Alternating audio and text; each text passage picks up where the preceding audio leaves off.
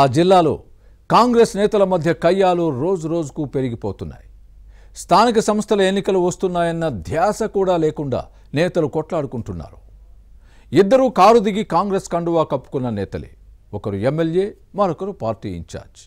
గత ఎన్నికల్లో బీఆర్ఎస్ నుంచి గెలిచిన ఆ శాసనసభ్యుడు తర్వాత కాంగ్రెస్లో చేరితే ఆ నేత చేతిలో అంతకుముందే ఓడిపోయిన అభ్యర్థి హస్తం పార్టీ ఇన్ఛార్జిగా ఉన్నారు. ఇంతకీ ఎవరా నేతలు, ఏ నియోజకవర్గం, వారి కయ్యాలకు కారణమేంటి? ఇద్దరి మధ్య సయోధ్య కుదర్చలేక టీపీసీసీకి తల బొప్పు కడుతుందా? Was the story? ఉమ్మడి పాలమూరు జిల్లాలోని నడిగడ్డ కాంగ్రెస్ రాజకీయాలు టీపీసీసీ పెద్దలకు అంతు చిక్కడం లేదు. గద్వాల, అలంపూర్ నియోజకవర్గాల్లో ఆధిపత్య పోరు నడుస్తోంది. నాగర్ కర్నూల్ ఎంపీ మల్లు రవి, అలంపూర్ మాజీ ఎమ్మెల్యే సంపత్కు పడడం లేదు. గద్వాలలోనూ పరిస్థితి ఇందుకు భిన్నంగా ఏమీ లేదు. బీఆర్ఎస్ నుంచి ఎమ్మెల్యేగా గెలిచి కాంగ్రెస్లో చేరిన బండ్ల కృష్ణమోహన్ రెడ్డి, ఈయన చేతిలో ఓడిపోయిన సరితకు అస్సలు గెట్టడం లేదు. పరస్పరం విమర్శించుకుంటూ పార్టీ పరువును బజారుకిడుస్తున్నారు. ప్రభుత్వ ప్రతిష్టను మంట కలుపుతున్నారనే విమర్శలు ఉన్నాయి.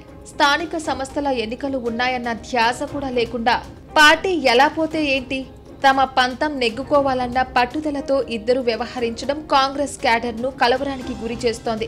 ఈ పరిస్థితిని సెట్ చేయకపోతే లోకల్ బాడీ ఎలక్షన్స్ లో నష్టం తప్పదన్న ఆందోళన వ్యక్తమవుతోంది. హస్తం పార్టీ రాష్ట్ర నాయకత్వం ప్రతి నియోజకవర్గంలోనూ కార్యకర్తల సమావేశాలను నిర్వహిస్తోంది.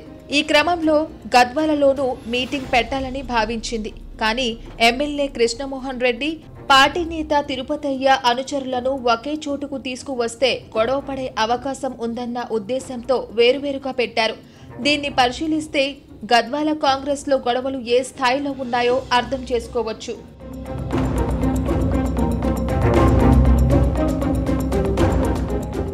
సరిత నిర్వహించిన సమావేశంలో కాంగ్రెస్ నాయకులు, కార్యకర్తలు పార్టీ అధిష్టానంపై తీవ్ర స్థాయిలో విరుచుకుపడి తమ మనసులో ఉన్న అక్కస్సును వెళ్లగక్కారు. పార్టీ జెండా మోసిన వారిని కాదని కొత్తగా వచ్చిన వారికి ప్రాధాన్యతనిస్తూ తమకు అన్యాయం చేశారంటూ ఆగ్రహం వ్యక్తం చేసి చర్చనీయాంశమైంది. పేరుకు అధికార పార్టీ నాయకులమే అయినా పనులన్నీ బీఆర్ఎస్ వారికే జరుగుతున్నాయన్న ఆగ్రహ ఆవేశాలు ప్రకంపనలు సృష్టించాయి.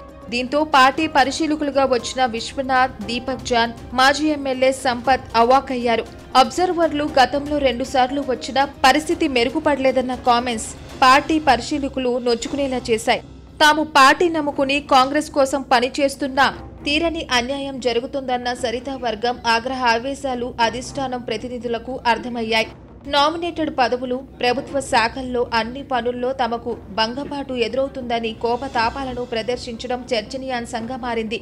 సరిత వర్గంపై నమోదైన కేసుల అంశం కూడా ప్రస్తావనకు రావడంతో పరిస్థితి చేయిదాటిపోయే ప్రమాదముందని గ్రహించిన కాంగ్రెస్ పరిశీలకులు అన్ని సర్దుకుపోతాయని నచ్చచెప్పి అక్కడి నుంచి బయటపడ్డారు.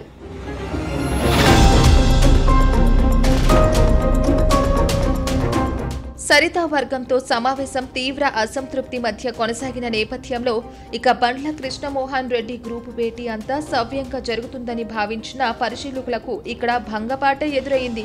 సీఎం రేవంత్ రెడ్డి హామీతో బీఆర్ఎస్ నుంచి కాంగ్రెస్ లోకి వచ్చిన ఏ పనులు కావడం లేదన్న వాదాన్ని వినిపించారు ఈ ఎమ్మెల్యే. గద్వాల నియోజకవర్గంలోని పెండింగ్ పనులకు ఏడాదిగా పరిష్కారం లభించలేదన్న శాసనసభ్యుడి అసంతృప్తి టీపీసీసీ పరిశీలకులను ఆలోచనలోకి నెట్టింది. 3 దశాబ్దాలుగా ప్రజా జీవితంలో ఉన్న తనకు కాంగ్రెస్లో ఎదురవుతున్న ఇబ్బందులను ఎమ్మెల్యే ప్రస్తావించడం చర్చనీయాంశమయ్యాయి.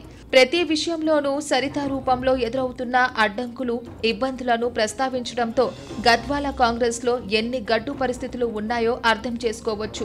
గద్వాల పరిష్కారానికి పార్టీ నాయకత్వం చర్యలు తీసుకోలేదని చెప్పడాన్ని చూస్తే ఈయన ఆగ్రహాన్ని ఎలా చల్లార్చాలో తెలియక టీపీసీసీ ప్రతినిధులు అయోమయంతో తలబాదుకున్నారు. గద్వాల పరిస్థితి చక్కదిద్దకపోతే స్థానిక సంస్థల ఎన్నికల్లో ప్రభావం చూపొచ్చన్న ఆందోళన ఉంది.